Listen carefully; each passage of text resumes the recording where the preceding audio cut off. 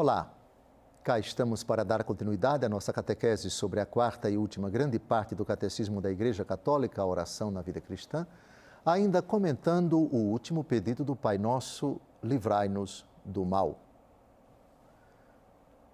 Jesus nos ensina a pedir que o Pai nos livre do mal. Hoje vamos tratar de uma afirmação gozosa, jubilosa para nós, em que é dito que Jesus destrói absolutamente a obra do demônio, as obras do demônio.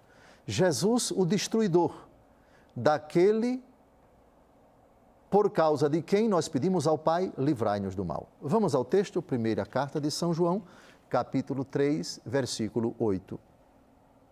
Aquele que peca é do demônio, porque o demônio peca desde o princípio. Eis porque o Filho de Deus se manifestou para destruir as obras do demônio.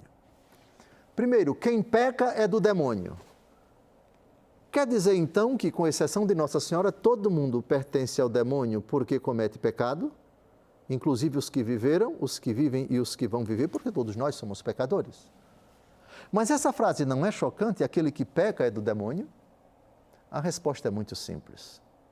Enquanto você decide pecar e do pecado não se arrepende, portanto, com consciência, com liberdade, com vontade, você comete o pecado, você está fazendo o jogo dele.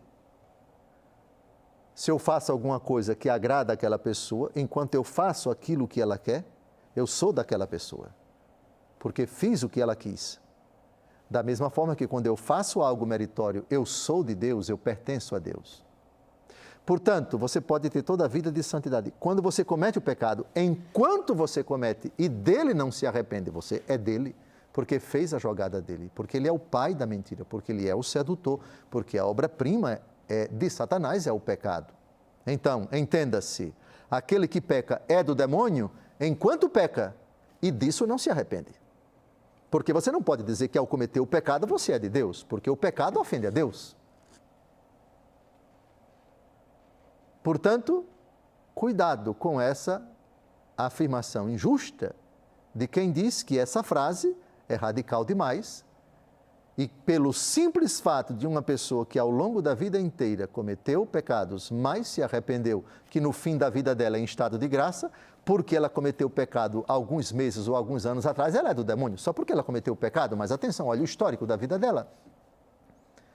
Cometeu um pecado grave hoje, isso é do demônio. Portanto, quem cometeu é do demônio. Está sob o poder do demônio. Se morrer sem um arrependimento, é um sério candidato ao fogo do inferno.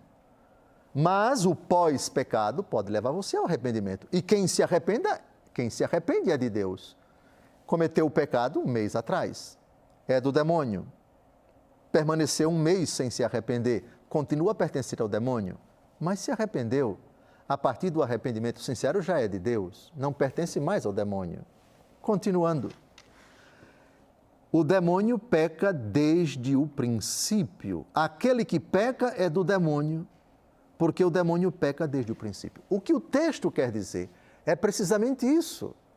Quem peca imita o demônio e, de certa forma, se parece com ele e pertence a ele.